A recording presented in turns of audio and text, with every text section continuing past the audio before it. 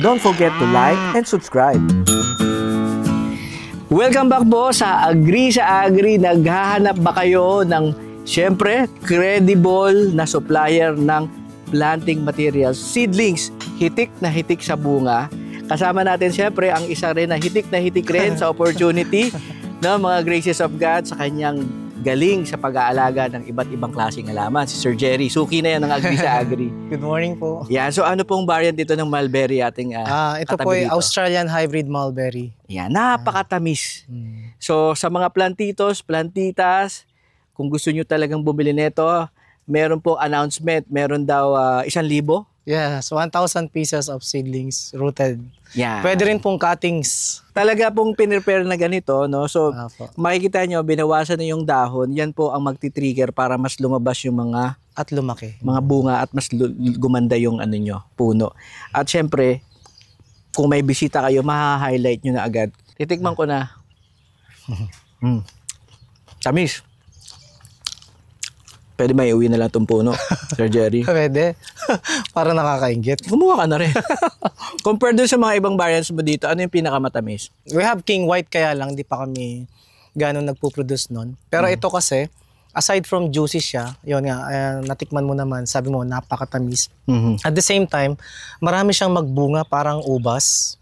Ayan siya, kumpol-kumpol. Kumpol-kumpol. Yung ultimo sanga, maraming bunga. This one. Ayan o. Ayan o, isang sanga. Ayan, kukunin ko na eh. Madali lang pong pumili kasi makita nyo yung dark color niyan sa mga close-up shots natin. Yung mga dark colors na ganito. Yan po yung sigurado na matamis talaga. Pwede nang gawin lipstick din. Magda-dark yung lips nyo. Tsaka pwedeng ilipat to kahit saan. Kahit 10 beses mong ilipat to, hindi yan namamatay. Hindi siya matampuhin. Hindi siya matampuhin, sir. I-uproot mo siya. Kahit ilipat mo siya, pwede siyang ilipat. I mean, kahit saan, kumbaga, basta may lupa na suitable siya, talagang pwede siyang ilipat kahit 10 beses pa yan. But we haven't tried ng 10 beses. Pero mga 3 times siguro. Ito galing na dun sa garden to eh. Yeah. Ang napakaganda po sa mulberry, yan ay perfect sa inyong mga bakuran. Kung nasa village kayo, mga plantitos, plantitas, 2 puno, kaliwat kanan, sa inyong bakuran, talagang mag-e-enjoy kayong kumain every morning. Yes, every morning. And then, diretso kayo sa palikuran. And maganda sa kanila, if you have surplus, pwede nyo po sila gawing ice candy, smoothie, shake, vinegar, jam, juice, and wine, juice, mga ganun po. Ilagay nyo na lang sa blender, dagdagan ng konting asukal, ice, tapos na. Or kung gusto nyo naman, bumili kayo ng machine pang carbonated drinks. So, ilagay nyo na lang doon. So, meron na kayong agad na carbonated mulberry drinks na napakasarap. At syempre, yung pinaka-importante, lagi nating ipinopromote yung fresh. Yes. Wag na po natin masyadong tangkilikin yung mga powdered drinks. Yes. Hindi po maganda sa kalusugan yan. Okay lang yan sa mga kids kasi bata pa sila. Pero kung mga tito o tita na kayo, wag na po kayo mag-powdered. Mag-fresh juice na tayo. Yes.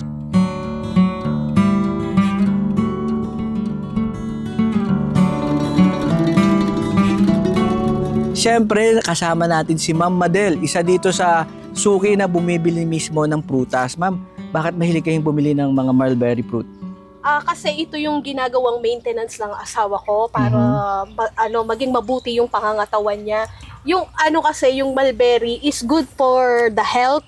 So yung mulberry na to ay sinasamahan ko ng celery at saka yung saging saba para hindi na ako gumagamit ng sugar, kasi yung mismong sugar nito ay yun na ang nagpapatamis dun sa i-blender ko. Ngayon, now we know. So bakit po madalas kayong gumawa ng ganyang recipe? Kasi alam nyo naman yung panahon ngayon, mas maganda na maging health is wealth. May pera ka nga pero yung health mo naman at kalusugan mo ay matamlay, wala ding kwenta. So ito, natural na vitamin C at vitamin sa buong katawan, yung mulberry. Very high in antioxidants. Yes, oo. Pampabata pa at pampaganda. Pampaganda. Paano kung sunog ka sa araw, lagi ka nagbablog sa initan? Hindi, okay lang yan. Basta malakas kumakain ito. Yes. Ayan, so si Ma'am, Hindi siya bumili ng pananim, bumili lang siya muna ng prutas. Yes. Pero mukhang bibili ka na rin ng seedlings. Yes, bibili ako. Kasya pa ba siya? Kasya pa ba sa bakuran mo? Sa village ka ba? O sa ano rin? Sa farm? Actually, yung sa akin kasi hindi pa namumunga. Bumili ako kay Kuya Jerry ng 100 pieces nito. Na seedlings? So, na seedlings. Wow, ang so, dami. nakatanim na siya doon. Pero wala pang masyadong bunga dahil 6 na buwan pa lang siyang nakatanim. Ang laki naman ng bakuran mo, ma'am. Ah. 100 seedlings. 100. Ha? Kayo Ilang na lang- square meters yung ano mo? Bakuran? Almost 1,000 square meters. Wow, ang laki ng bahay ni ma'am. So, para sa mga plantitas dyan, medyo malawak ang lupa, no? Ang bakuran, 1,000 square meters, kasya, dadagdagan mo pa yung 100 seedlings mo. Opo, pag meron pang bagong variety si Kuya Jerry, panigurado, bibili ako. Kasi si Kuya Jerry, siya yung pinaka-legit na nagbebenta ng mga seedlings dito sa Pampanga. Yes, Ayan. thank So, you. hindi ako bumibili Yan, sa iba kasi baka ma-scam tayo. Yung mga iba kasi nagbibigay ng mga presyo na hindi tugma dun sa binibili natin. Kaya dun tayo nai-scam. So, kung gusto nyo po na bumili ng mga legit, just contact Kuya Jerry Decano or yung Agri sa Agri. Unang-una, pumasyal na muna ako dito, na-vlog muna natin, nakita nyo mismo. At syempre, ako na lang ang magre-repad sa inyo kung lolokohin ko ni Sir Jerry.